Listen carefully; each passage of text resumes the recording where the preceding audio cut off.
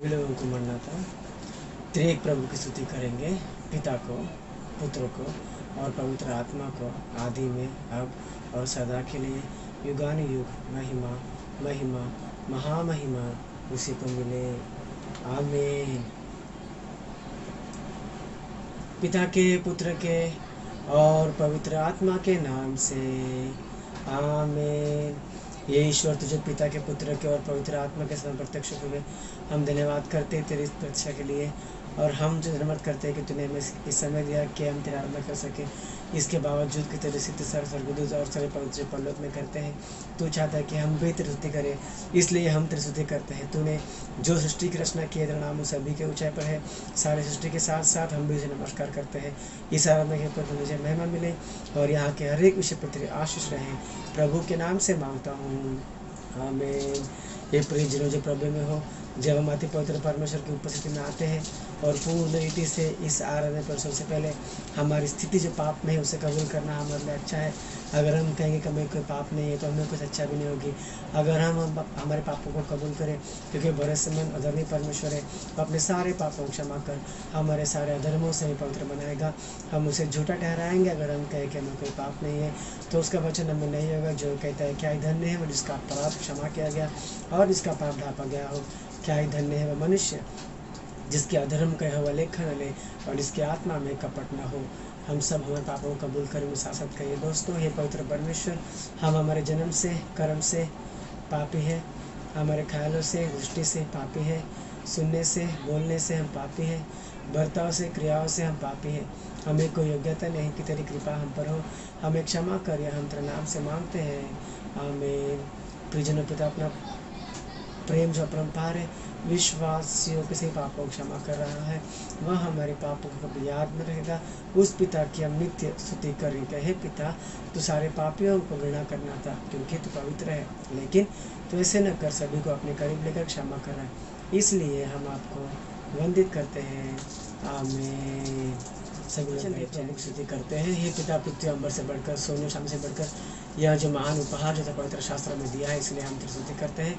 तू हमें स्वयं बताने वाली सारी बातें इस किताब में रखा है, इसलिए हम तेरी स्तुति करते हैं, आमीन। हमारे विश्वास शपथ कहेंगे।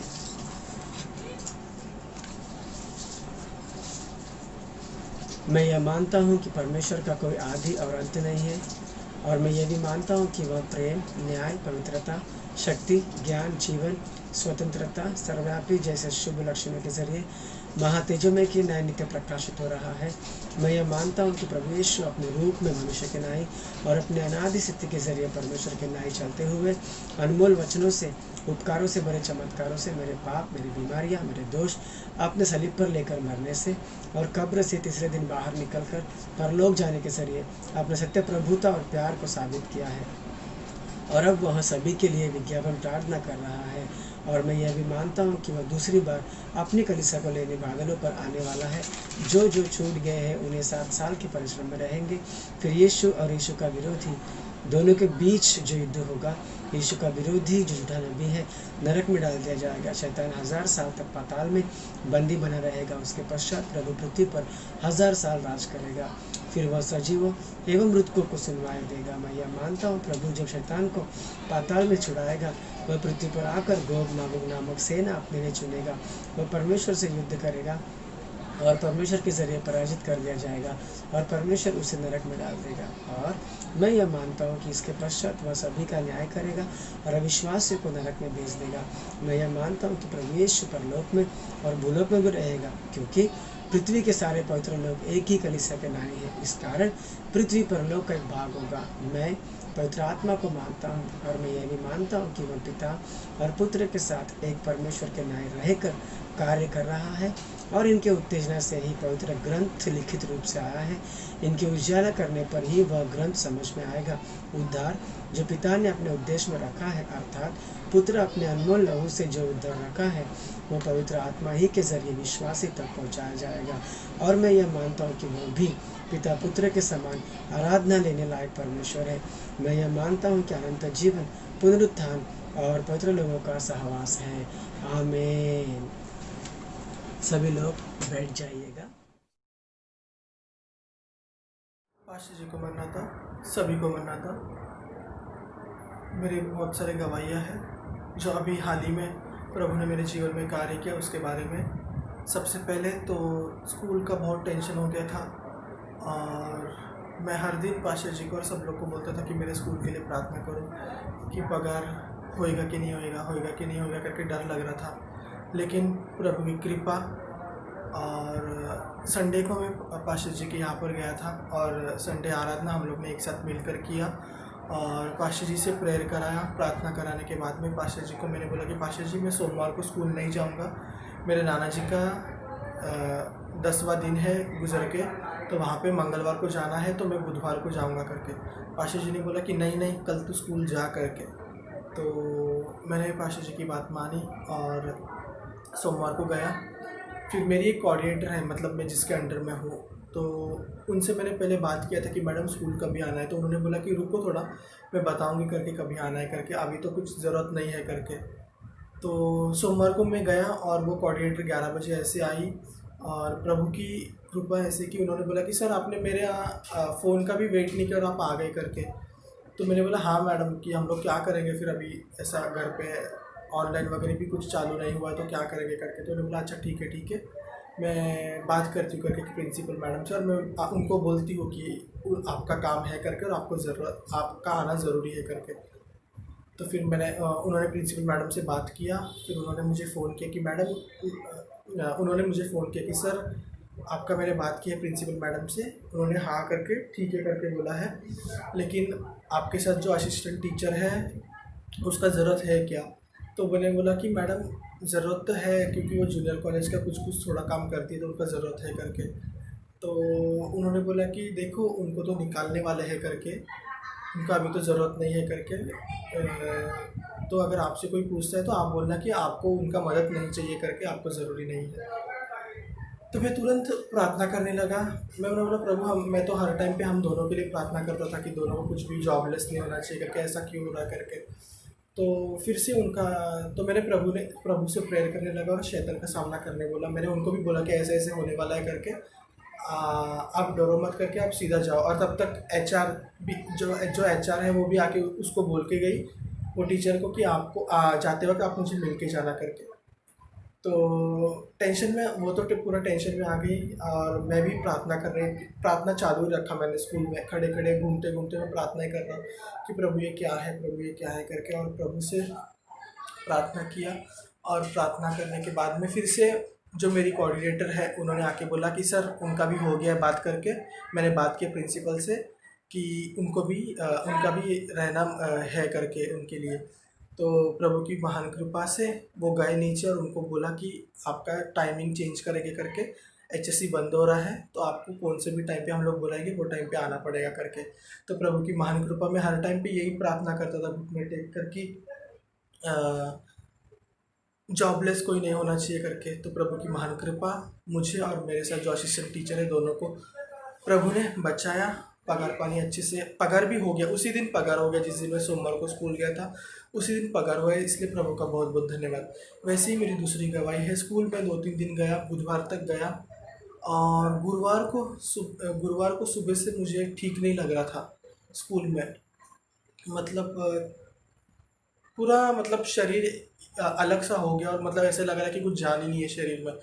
फिर गुरुवार में मेरा दिन अच्छे से गया स्कूल में और मैं घर पे आया। घर पे आने के बाद में खाना खाया, खाना खा के दवाई खा के मैं सो गया और फिर बुखार का दवाई खाया मैंने और सो गया। तो मुझे अचानक से पसीना आया, पसीना आने के बाद मैं ठीक हो गया। फिर भी मैं डॉक्टर के पास गया, डॉक्टर ने दवाई दिया, वो दवाई चालू था, फिर भी कुछ ठीक नहीं लग रहा था। उसके 4 डोज लिया और आज शनिवार सुबह तक डोज लिया। शनिवार दोपहर के डोज से प्रभु ने मुझे चंगा किया। बहुत डर में था मैं, सिर्फ प्रार्थना। इतने बुखार में भी मुझे चक्कर आता था, बहुत सारा खांसी थोड़ा था, सर्दी भी थोड़ा सा ही था, ज़्यादा कुछ नहीं था। लेकिन एक अभी कोरोना के टाइम पे एक डर रहता है मन में, वो डर आता था। लेकिन मैं खुद अपने मन से झिड़क देता था कि प्रभु मुझे कुछ नहीं हो गया करके। मैं कोरोना के कुछ संपर्क में आया ही नहीं है, इतना दिन तो तूने मुझे अच्छे से संभाला और अभी क्यों ऐसा होगा करके मैं झिड़कता था। लेकिन फिर से डर लगता था, मैं तुरंत झिड़क देता था। तो प्रभु की महान कृपा कि मुझे चौथे डोज में ही प्रभु ने चंगा किया और अभी कुछ भी दिक्कत नहीं है। थोड़ा शाम को उठा तो सिर दर्द था, तो मैंने स्टीम वगैरह लिया प्रभु की कृपा से, वो भी मुझे तो उसके बाद में मैंने नहाया गर्म पानी से, सिर दर्द भी मेरा चला गया। इसलिए प्रभु को बहुत बहुत धन्यवाद करता हूँ कि प्रभु ने मुझे चंगा किया करके। इसलिए तो ये गवाही को मैं प्रभु के चरणों में समर्पित करता हूँ। छोटी सी इस गवाही को प्रभु आशीष करे, प्रभु के नाम से मांगता हूँ, आमीन। देखो, और एक चीज़ है, इतने बीमारी में मैंने प्रार्थना नहीं छोड़ा, मुझे ताकत भी नहीं था, फिर भी मैंने घुटने टेक कर प्रभु से सीढ़ी की प्रार्थना दिन में 3 बार किया। यानी कि हम लोग को बुखार और पीड़ा में भी प्रभु के साथ जुड़े रहना ही है, क्योंकि शैतान हम लोग को प्रभु से दूर करता है, लेकिन हम लोग प्रभु से दूर नहीं जाना चाहिए। ताकत नहीं है फिर भी बैठ के करो, खड़े होके करो, लेकिन हम लोग को प्रार्थना प्रभु का करना ही चाहिए। वो सब चीज़ें मैंने की और प्रभु के माध्यम से प्रभु ने मुझे जिताया और चंगा किया, इसलिए प्रभु का बहुत बहुत धन्यवाद। ऐसे ही पास्टर जी ने भी मेरे लिए बहुत सारा प्रार्थना किया। पास्टर जी को मरना था, पूरी कलीसिया को मरना था, अब सभी के प्रार्थना के माध्यम से मैं चंगा हुआ हूँ। इसलिए ये गवाही का वीडियो बना के आप सभी के सामने रखा हो। तो प्रभु इस गवाही को आशीष करे, प्रभु के नाम से मांगता हूँ, आमीन।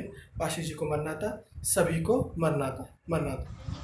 सभी कलेश वालों को मरना था।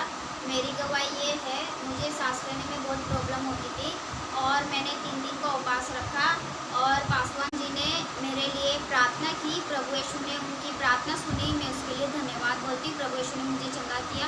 पास्टर जी को मरना था, सभी कलेश वालों को मरना था।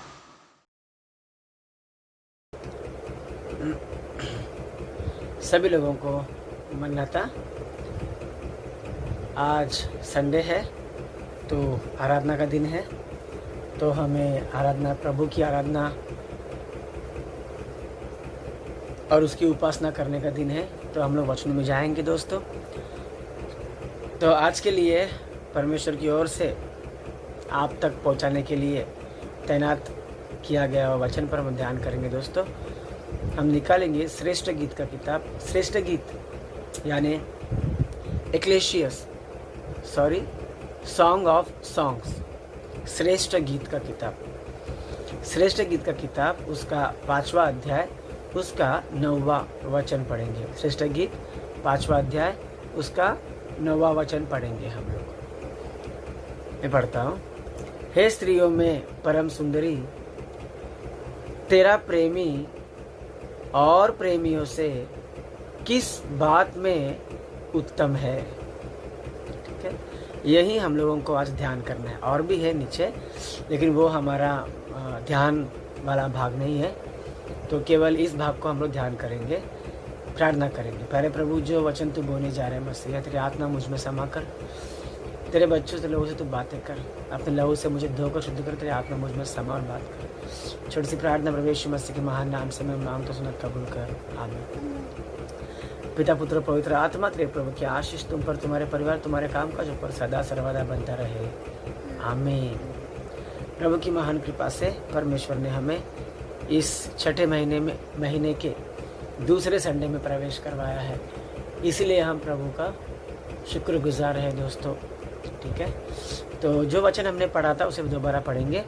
श्रेष्ठ गीत का किताब, उसका 5वां अध्याय, उसका 9वां वचन।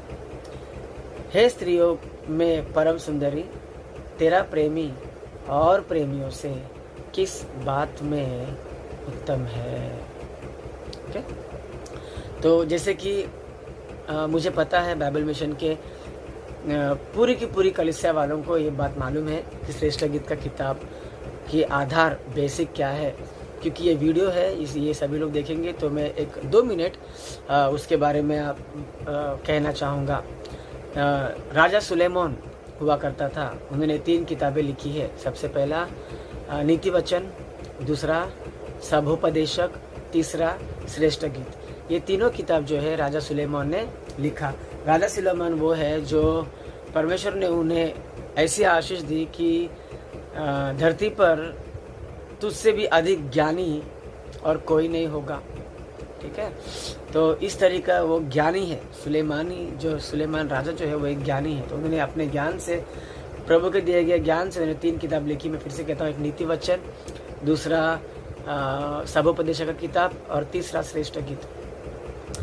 सुलेमान ने अपने अपने ज़िंदगी में प्रभु के लिए एक मंदिर भी बनवाया था। वो मंदिर बहुत ही अचुम्बा, उसके दरवाजे, उसकी खिड़कियाँ, उसका मोड़, उसके दीवार, हाँ, उसकी सीढ़ियाँ, उसका सब कुछ एकदम, यानी दुनिया में तभी किसी के पास भी ऐसी मन भावुक और देखने लायक नहीं था। देश देश से, गांव से लोग आकर चकित होते थे वो देखकर, क्योंकि ये स्वयं नक्शा जो है परमेश्वर ने उन्हें बताया था।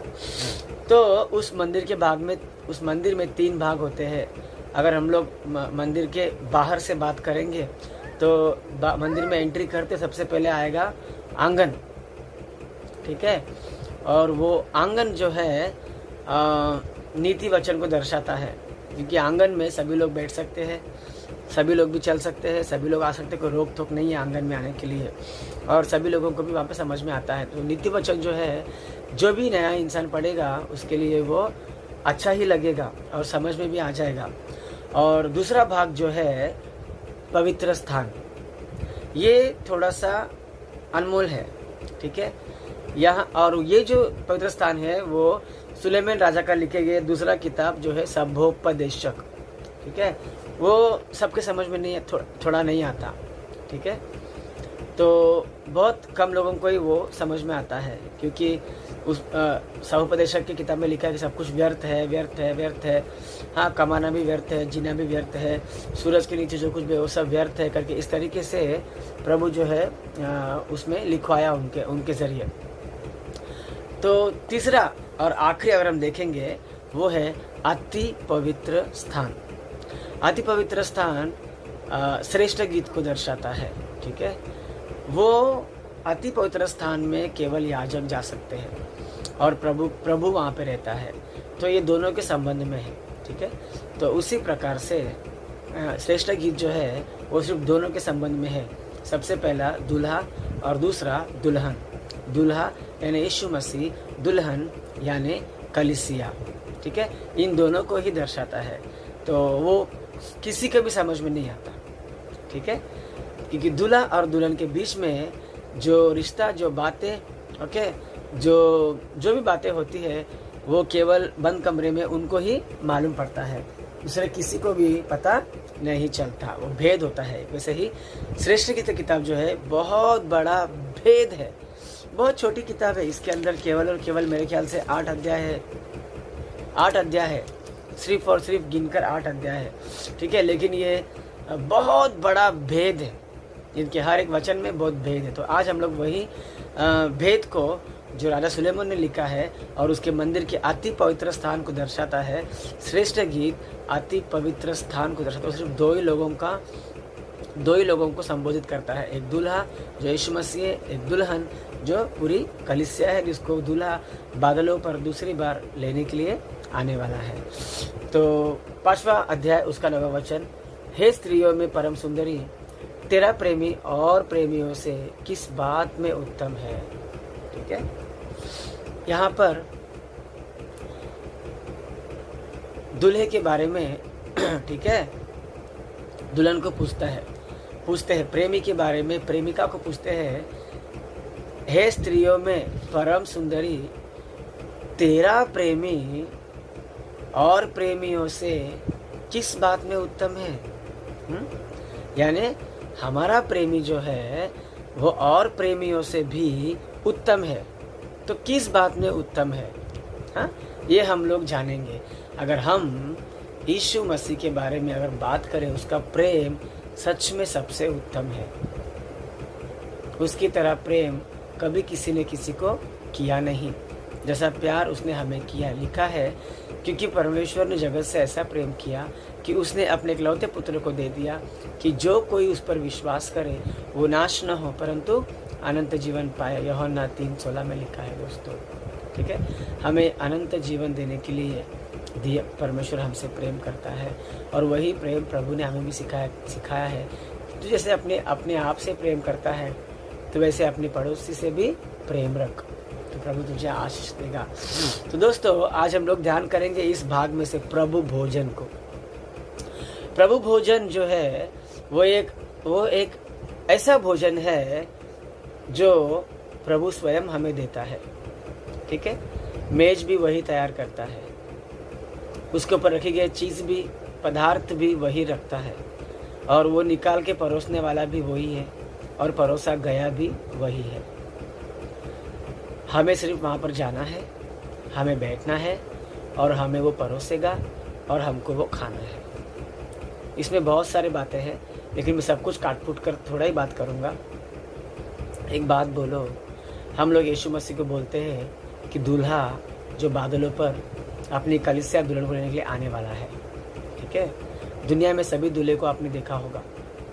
मुझे एक बात बताओ, कौन दूल्हा ऐसा है जो दुल्हन को खुद परोसेगा?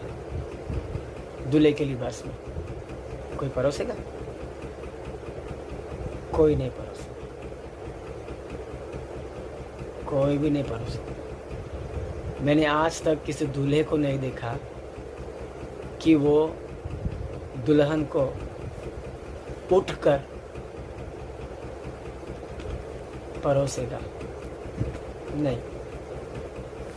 जहाँ तक मैंने देखा, जहाँ तक मेरी भी शादी हुई, ठीक है, शादी तो मैंने भी की, मेरी भी हुई, मगर दूल्हा जो होता है वो एकदम मिजाज में होता है, नहीं।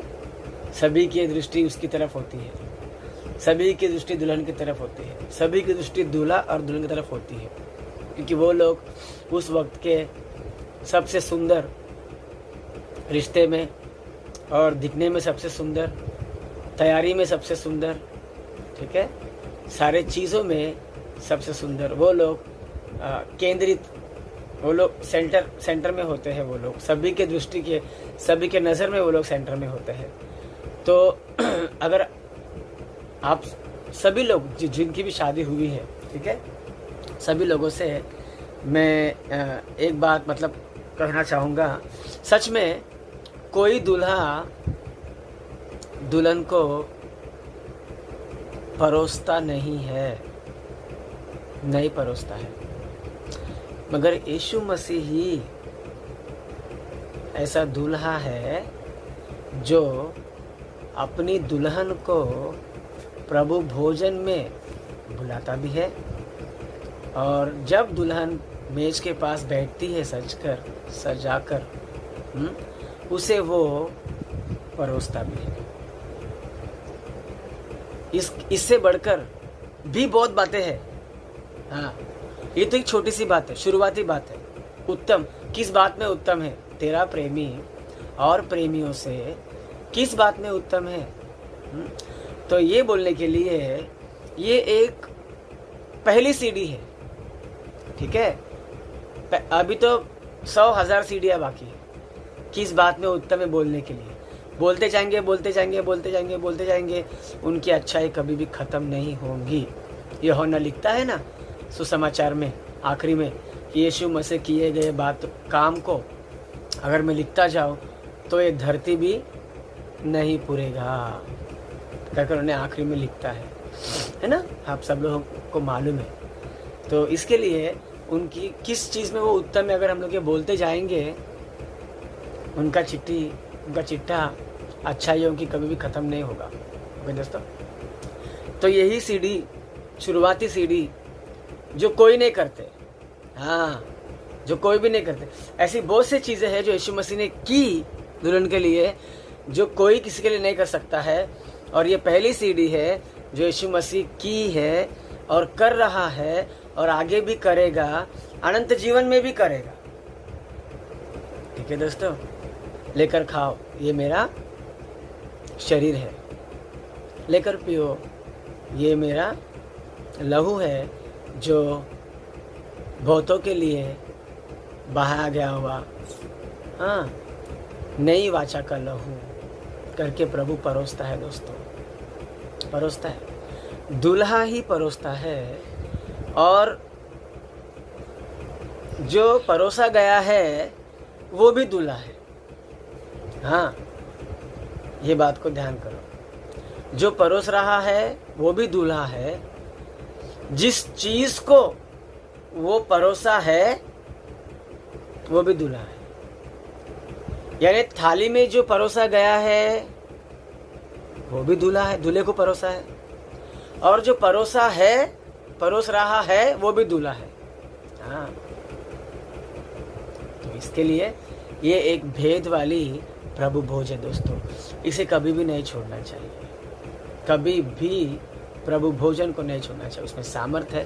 पौलुस तो कहता है पहली कोरिन्थियों के 11वां अध्याय में 21वें लेके 30 तक, हाँ, कहता है कि जब तक तुम इस लहू में सहभागी होते हो तब तक, जब तक वह न आए तब तक उसका प्रचार करते रहो।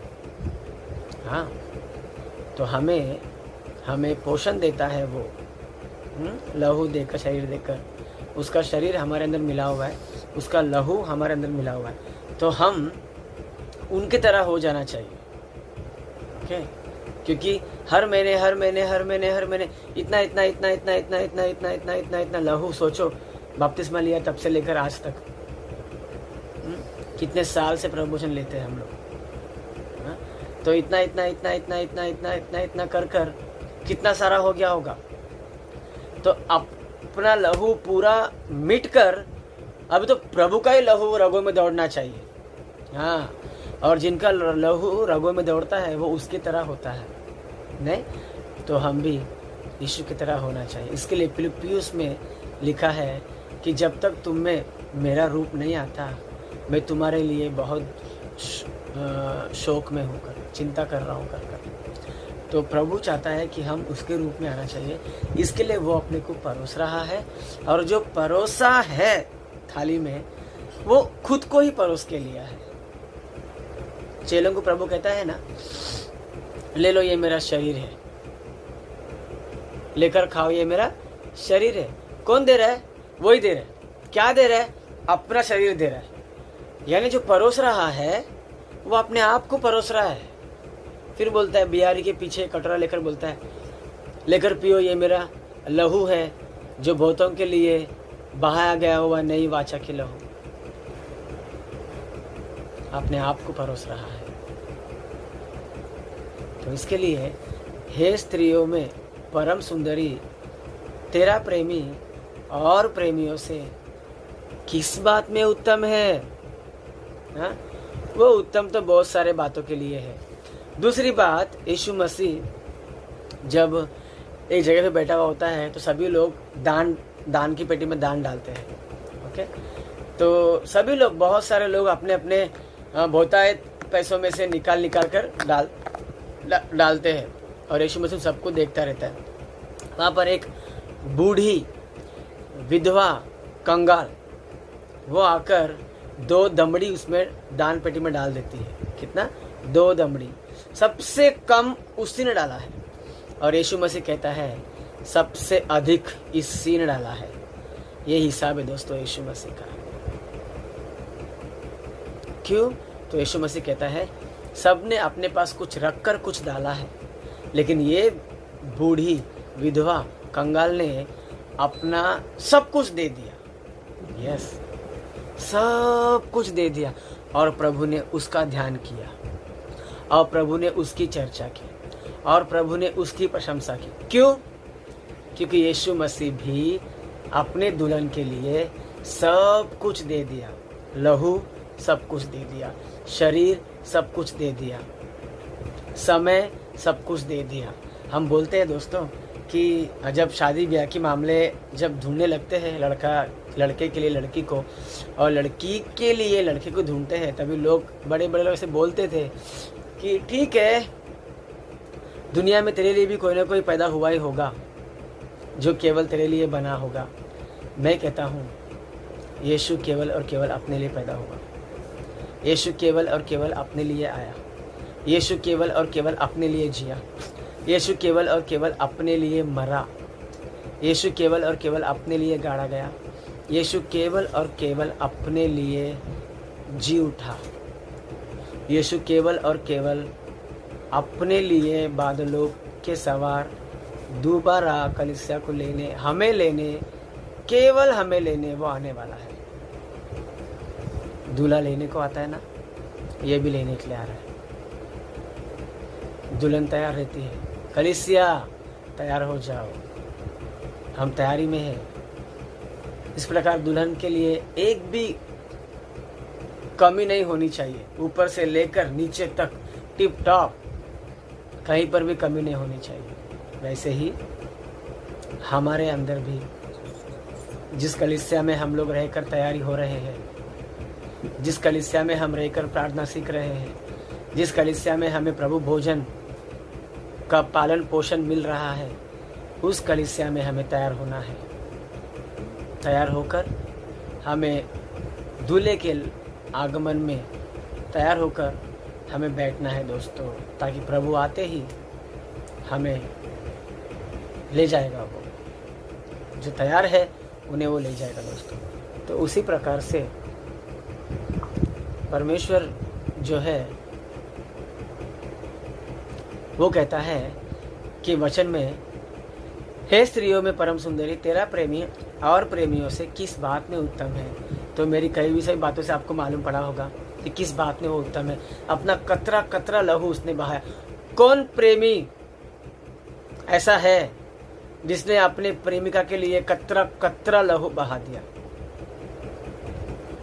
जो एक भी बूंद रखा नहीं। जब लहू खत्म हो गया तो किसी ने भाला मारा, पसली में पानी ही निकला, क्योंकि लहू खत्म ही हो गया। लहू कहाँ से निकलेगा? बचा कुचा पानी था वो भी निकल गया। तो एक भी चीज लिक्विड यानी रसायन एक भी प्रभु के शरीर में नहीं, अपने लिए नहीं बचाया, सब कुछ दे दिया। इसीलिए उसका लहू कभी नहीं खत्म होने वाला है संसार के लिए। उसका शरीर कभी भी खत्म नहीं होने वाला है संसार के लिए। चाहे जितने वर्षों से जितना भी ले, कमी और घटी नहीं होगी। प्रभु यीशु की लहू ऐसा है, प्रभु यीशु का शरीर ऐसा है दोस्तों। ओके, तो हमारा प्रेमी, हाँ, तेरा प्रेमी और प्रेमियों से किस बात में उत्तम है? हमारा प्रेमी और प्रेमियों से इस बात में उत्तम है कि कंगाल विधवा, बूढ़ी विधवा कंगाल की दो दमड़ी को देखकर वो कहता है, इसने सबसे ज्यादा दिया। क्या ये खूबी बस नहीं? उसने अपना सब कुछ अपने पर निछावर कर दिया। क्या ये खूबी बस नहीं? उसने अपने लिए जान दे दिया। क्या ये खूबी बस नहीं? वो हमारे लिए पैदा होके आया, खास हमारे लिए स्वर्ग से उतर आया हमारे लिए।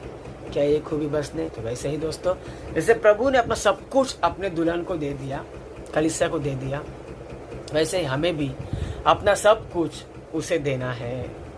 उसे देना है। तुम्हारा बचपना उसे देना है, तुम्हारी जवानी उसके आज्ञाओं को मानने में देना है, तुम्हारा बुढ़ापा उसे देना है, तुम्हारी शक्ति उसे देना है, उसी में इस्तेमाल करना है, और तुम्हारा दिमाग उसी में इस्तेमाल करना है, तुम्हारी सुंदरता भी उसी में इस्तेमाल करना है। तुम्हें को कोई टैलेंट है बाजा बजाने का या कुछ चीज़ का, उसी में इस्तेमाल करना है। तब प्रभु को भी लगेगा, हाँ ये भी मेरी है और मैं भी उसका हूँ। ये एक निजी रिश्ता रखना चाहिए हमें प्रभु के साथ कि प्रभु मेरा सब कुछ तेरा, कि तू अपना सब कुछ मेरे को दिया है ना, तो मेरा सब कुछ मैं तेरे को देता हूँ। जो भी है प्रभु मैं तेरे को देता हूँ कर हमें प्रभु की सब कुछ देना चाहिए। तब फिर हमें भी तो उत्तम बनना है ना उसके लिए, नहीं? उत्तम दूल्हे के लिए उत्तम दुल्हन चाहिए, उत्तम दुल्हन के लिए उत्तम दूल्हा चाहिए। तो ये तो तय हो गया कि हमारा दूल्हा सभी और प्रेमियों से सभी से उत्तम है। तो हमें भी क्या बनना है दोस्तों? उसके लायक उत्तम बनना है। ओके, तो इस बात की आप लोग ध्यान रखिएगा। हमें आगे बढ़ना है, प्रार्थना में बढ़ना है। ओके दोस्तों, हमें उसके भक्ति में आगे बढ़ना है, उसके आज्ञा मानने वालों में आगे बढ़ना है। ये सब कैसे आगे बढ़ेंगे? प्रभु भोजन लेते लेते लेते हम आगे बढ़ सकते हैं शक्ति पाकर। बिना प्रभु भोजन के हम लोग आगे नहीं बढ़ सकते हैं। तो हे स्त्रियों में परम सुंदरी, तेरा प्रेमी और प्रेमी में किस बात में उत्तम है? ये थोड़ा सा संक्षिप्त में इसका मैं विवरण दिया है। एक्चुअली इसका विवरण बहुत ज़्यादा है, लेकिन मैंने समय अनुसार थोड़ा ही आप लोगों को बताया है। अगर समय मिला तो इसके बारे में एक्चुअली हम लोग इसके बारे में 10 या 15 या 20 बार भी बात कर सकते हैं। तो ये रहा पहली बार, कभी समय मिला तो और भी इस बारे में बात करेंगे। प्रभु यीशु मसीह का जो उत्तम प्रेमी है, जो अपने लिए आया, उसकी कृपा, उसका दया, उसकी चंगाई, उसका लहू, उसका शरीर तुम्हारे आत्मिक जीवन को, शारीरिक जीवन को पालन पोषण देते हुए और उसके भक्ति में आपको चलाने में सदा सर्वदा आपके संग विजयी बनकर उसकी आत्मा आपके संग रहता रहे। आमीन। प्यारे प्रभु, जो वचन तूने बोया है 100 गुना फलवंत कर हमारे सुनने में, यीशु के नाम से मैं मांगता हूँ, सुनकर कबूल कर। आमीन। सभी लोगों को मरना था, ये दान का समय है। सभी लोग अपना अपना दान हर संडे की तरह आपके दान थैली या आपके दान पेटी में जो आप रखते हैं रख दीजिएगा, दशमांश भी। और इसके बाद अंतिम प्रार्थना, उसके बाद आशीष का वीडियो है, वो आप लोग ऑन कर लीजिए। सभी लोगों को मरना था। अंतिम प्रार्थना करेंगे। ये ईश्वर तेरा सर्वव्यापी है, सारे सृष्टि को तेरा सुसमाचार पहुंचाना, सारे मजहब के लोगों को तेरा शुभ समाचार पहुंचाना। तेरी कलीसिया से विश्वास सीखती है, वैसे संसार को भी शक्ति दे कि तेरे सामने खड़े रह सके। मजहब की बातों को, मिशन के विवाद, गलत प्रचार, पाप के परीक्षाएं, पापों से नष्ट, इन सब से बचाए रखना। अकाल के समय में, रोग के समय में, अज्ञानता के दिनों में इन सभी के जरिए मानव को अपनी तरफ कर लेना। उन सारे कामों में तेरा आशीर्वाद उंडेल जो संसार के लिए उपकार जान पड़ते हैं। विश्वासियों को तेरे पवित्र आत्मा से भरकर प्रभु यीशु के दूसरे आगमन के तैयार कर। हर परिवार वालों को, गरीबों को, पाठशालाओं को, वैधशालाओं को, अनाथशालाओं को, बाइबल सोसाइटी को, ट्रैक सोसाइटी को, हर व्यवसाय पर, जल पर, पृथ्वी पर, निर्जन प्रदेशों में भी हवा पर यात्रा करने वाले यात्रियों को सरकार उनके कामों पर तेरे पहरे के स्वाधीन बढ़ोतरी दे। ज्योतियों पर, पक्षियों पर, पशुओं पर, वृक्षों पर, खेतों में, यानी तेरी सारी सृष्टि पर नित्य अपनी करुणा दृष्टि प्रकाशित किए रख। परमेश्वर ने उस वस्तु को आशीष नहीं दी, गुनाह प्राणी न दे। अन्याय, अपमान, चोरी, हत्या, बिना जुर्माने, भूकंप, युद्ध, एकाएक आने वाले अपार से होने से बचाव बढ़ोतरी दे। मशीनों में, पृथ्वी के नीचे, सुरंगों में, जल के निचले हिस्सों में काम करने वालों को बचा। जहरीले कीड़े मकोड़ों से होकर जानवरों से, दुर्जनों से हमें बचा। भूली हुई बात को हमसे समर्पित करते हैं। हम जितना भी मांगते, जितना भी सोचते हैं, उससे कहीं अधिक देने की चाह रखने वाले हमारे पिता, हमारे अंदर की प्रार्थनाओं को, हमारी बाहरी प्रार्थनाओं को उचित समय पर पूरे होने के लिए हमारी प्रार्थना स्तुति शीघ्र आने वाले प्रभु यीशु द्वारा कबूल करने मांगते हैं। आमीन। हे पिता, तुझे स्वर्ग में है, तेरा नाम पवित्र माना जाए, तेरा राज्य है, तेरी इच्छा है स्वर्ग में पूरी तरह से पृथ्वी पर भी हो। आज हमारे प्रतिदिन का आहार हमें दे, जिस प्रकार हमने अपने आप क्षमा किया उसी प्रकार तू भी हमारे पर क्षमा कर। और हमें परीक्षा में मिला, परंतु बुराई से बचाव, राज, पराक्रम और महिमा सदैव तेरे है। आमीन। प्रभु यीशु लहू की जय हो, इब्लिस के कामों का नाश हो। प्रभु यीशु लहू की जय हो, इब्लिस के कामों का नाश। प्रभु यीशु लहू की अनंत जय हो, इब्लिस के कामों का सर्वनाश। Hallelujah, hallelujah, hallelujah. स्तुति, स्तुति, स्तुति। आमीन, आमीन, आमीन। आशीष लेंगे। यहोवा तुझे आशीष दे और तेरी रक्षा करे। आमीन। यहोवा अपने मुख का प्रकाश ऊपर चमकाए और तुझको अनुग्रह करे। आमीन। यहोवा अपना मुख तेरी ओर करे और तुझे शांति दे। आमीन। आबा पिता की संगति, पवित्र यीशु मसीह के साथ, पवित्र आत्मा की सामत, उद्धार, चंगाई, चमत्कार और इस महामारी से, रोग से, वायरस से छुटकारा, सुरक्षा, कवच सदा सर्वदा तुम्हारे परिवार, तुम्हारे कामकाज, तुम्हारे भीतर आते, तुम्हारे बाहर जाते, तुम्हारे सारे सोच विचारों में सदा सर्वदा बनता रहे। आमीन, आमीन, आमीन। मरना था, सभी लोगों को मरना था।